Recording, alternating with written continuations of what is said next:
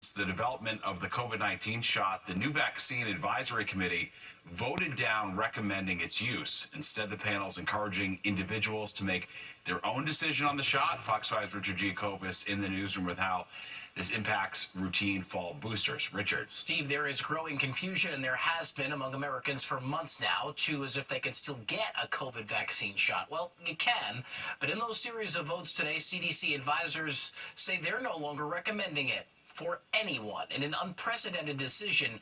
Even if you're 65 or older or at risk, immunocompromised, advisors to the Centers for Disease Control and Prevention say the agency will no longer recommend the shot that some medical experts say was a lifeline during and even post-pandemic. So now it's up to the individual patient. You can get the vaccine if you talk to your doctor and decide that the risks of the vaccine outweigh the dangers of COVID.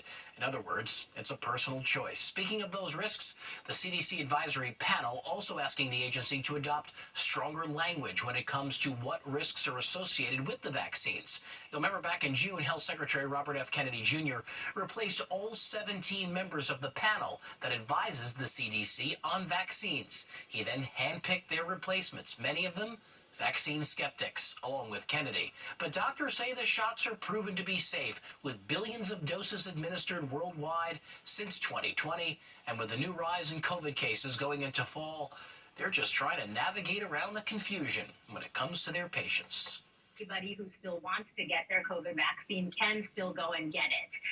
Now, if other issues will be in place, like, access from a payer standpoint, I hope not. But at least for now, it seems that insurance companies are going to withhold it. And hopefully the federal plans do as well, like Medicare and Medicaid. But I just want to make that clear, because I think that's the biggest confusion, that is it even still available for me? And the answer is yes. But now it's more of a choice, a personal choice, and a choice between you and your doctor. Earlier this month, Governor Kathy Hochul signed an executive order allowing pharmacists to prescribe and administer COVID vaccines here in New York State. This divided panel did narrowly avoid urging states to require a prescription for the COVID vaccine. Meanwhile, a group representing most health insurers says that its members will continue covering COVID shots, at least through next year. Steve. Very well. All right. Thanks, Richard. Police in Sacramento, California, trying to track down the person who fired shots at a television station tonight. What appear to be at least 3 bullet holes could be seen in the windows of ABC 10, also known as KXTV. Authorities say the shots were fired into the building's lobby. No one was injured. And there is word so far on whether the shooting was random or targeted. There's no word, I should say. It comes after Disney, the parent company of ABC, suspended Jimmy Kimmel's show indefinitely after comments he made about the assassination of Charlie Kirk. But so far, no connection between the two has been made.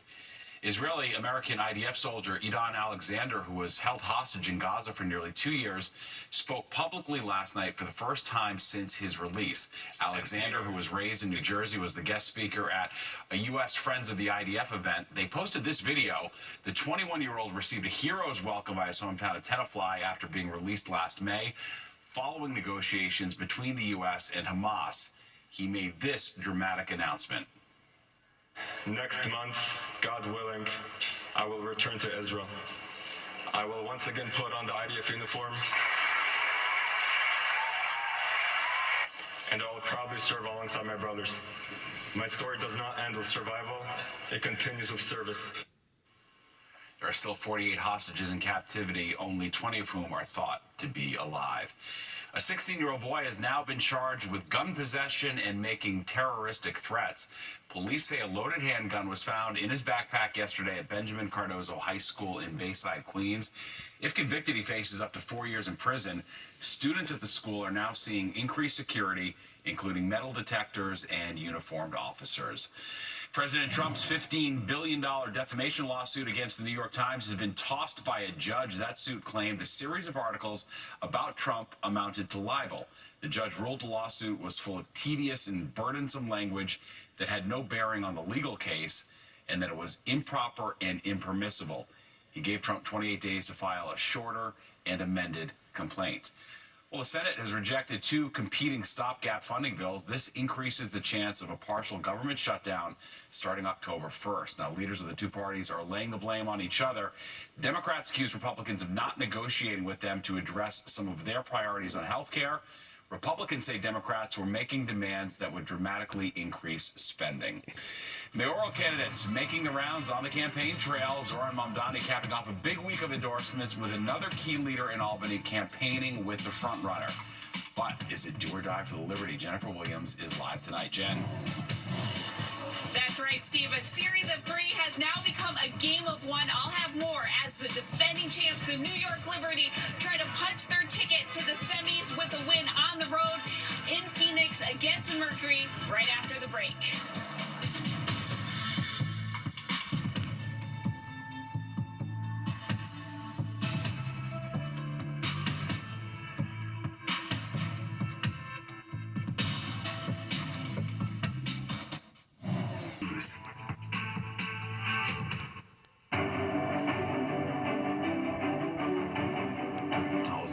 Campaign day for the New York City mayoral candidates. A powerful New York Democrat makes an appearance with Zoran Mamdani, State Senate Majority Leader Andrea Stewart-Cousins joining Mamdani at the Amsterdam houses on the Upper West Side, where she grew up, for a tour. Stewart-Cousins was one of the first leaders to endorse Mamdani after the primary. She says she's on board with his proposals aimed at affordability, including universal child care and raising taxes on millionaires.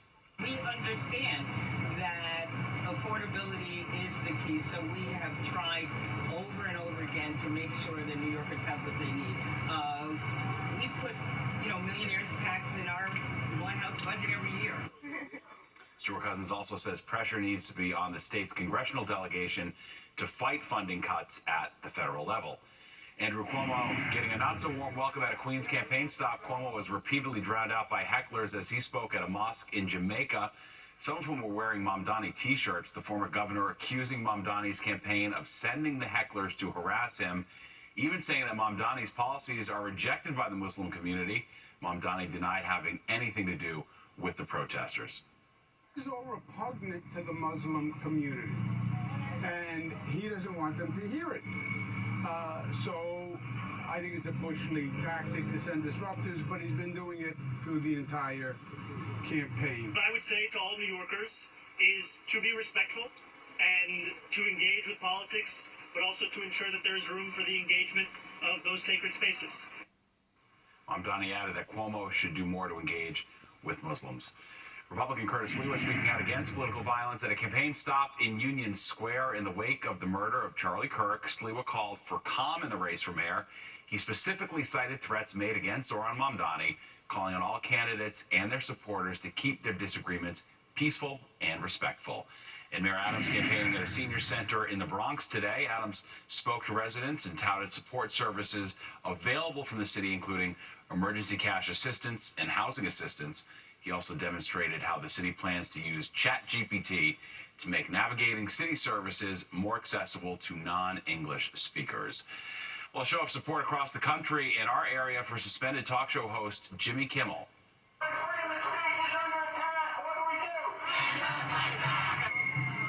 This demonstration by the Writers Guild Union taking place at ABC headquarters here in the city. Protesters blasting the network and its owner Disney for suspending Kimmel's show. Fellow late-night talk show hosts like Jon Stewart, Seth Meyers, and Stephen Colbert have all come out to support Kimmel. The New York Liberty have one more shot. The team must win tonight's game or they're going to lose their opportunity for a repeat championship title. Fox 5's Jennifer Williams is live at a Bowery watch party. Jen, so how are fans feeling about the team's performance so far tonight? Well, Steve, we're at Wilka's, the first women's sports bar in NYC, and it is absolutely packed in there, just wall-to-wall seafoam. And that's because the stage is set for the Liberty, the defending champs, to enact a little revenge and close out their series with the Mercury on the road in Phoenix. And fans are pretty confident that their team can get the job done.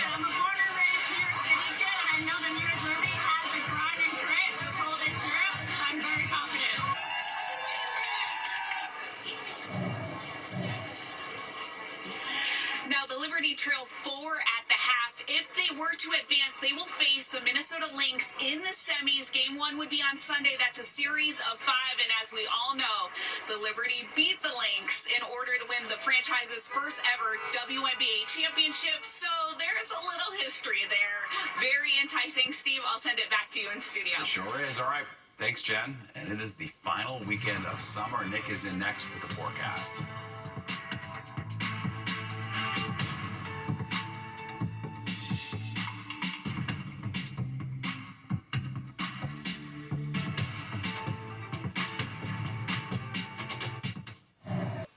You're never too old to take part in the Olympic Games. The Senior Olympics event being held in Brooklyn. It even included an opening ceremony where they proudly held flags at the Starrett City Older Adult Center. About 90 members of the center competed in the events, including cornhole, by the way. There was a lot of enthusiasm and fun as they all went out to win the gold.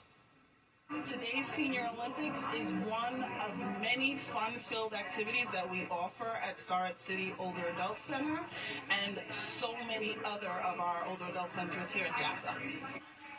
And a medal ceremony was also held for all the winners. Congrats to them.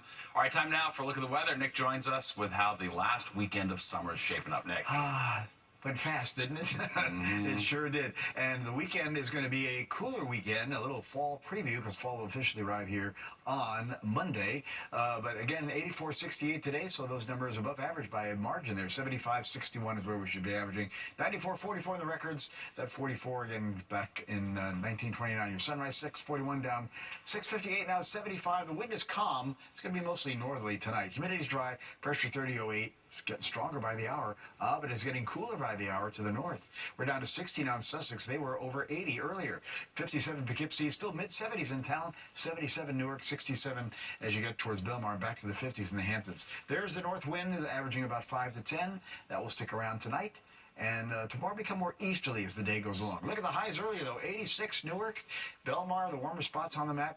Mid-80s in town, even up into Connecticut. Look at the Hamptons hitting 80 today, with low 80s there, Poughkeepsie, North Jersey, extending over to Providence and Boston. But again, here's a sign off to the north. The temperatures there in the 70s. And while we still reach the upper 80s there from Philadelphia and Harrisburg on southward. But those 70s are what's headed our way as the wind again comes down from that direction. 90 Washington, D.C. today. That's big jump from yesterday, and mid-80s to almost 90 again there. Columbus back towards Chicago.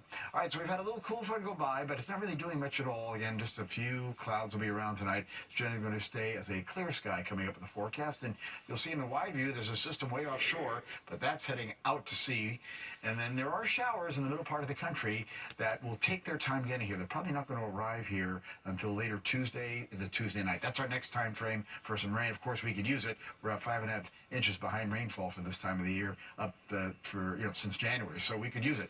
All right, our futurecast tonight, it's going to be a generally clear night, and it will lead to a sunny Saturday, just again running about 12, 13 degrees cooler in many spots than today. And as we get into tomorrow night into Sunday, it looks good. We'll have a little more clouds around on Sunday. That'll be the coolest day of the next couple.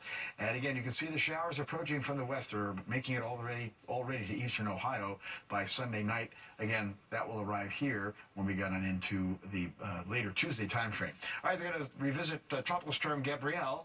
It looks like it's trying to get a little bit stronger here, but the winds have been sort of steady at about 50 miles per hour as it moves off to the west-northwest. The good news is you're going to see on the forecast guidance here, while it does become a Category 2 hurricane, it does stay out in the Atlantic and will not threaten the East Coast. However, a Category 2 storm will likely bring some large swells back here and the potential for some, beach erosion, that type of thing, rip currents. So we'll be on the lookout for that. Boaters, not to worry tomorrow. Winds northeast at about 10 to 20 knots, but still a little choppy. 3 to 4 foot waves on the ocean, 2 on the Sound, and there's a moderate risk for rip currents tomorrow. Going down to 62 tonight in the city, 40s to lower 50s in those cooler suburbs. Then tomorrow again, sun, mild, nice day. 74 for the city, probably closer to 70 in those cooler suburbs to the north and west. All right, let's go and check out the 7-day. And again, you're going to see here, hopefully in the 7-day, that temperatures are going to be nice on Sunday, sun and clouds, about 72. Monday looks good as fall arrives, 219 in the afternoon. But we're back to 82 on Tuesday with late day showers into Tuesday night.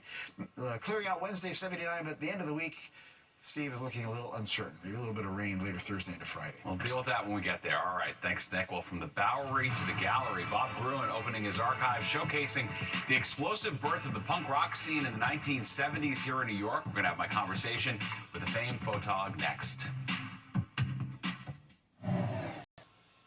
A new exhibit's creating a front row seat to the raw, unforgettable birth of punk rock in New York City. The gallery's giving people the opportunity to experience the punk scene through the lens of Bob Gruen. I got to see the showcase alongside the legendary photographer.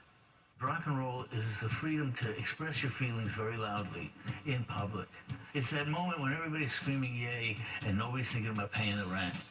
That's what rock and roll is about. When it comes to defining the essence of rock and roll, it's hard to find someone speaking from a greater position of authority than legendary photographer Bob Gruen. The bands were good, the scene was fun, it was no commercial potential, but I had a feeling that it mattered. And it didn't matter for a long time.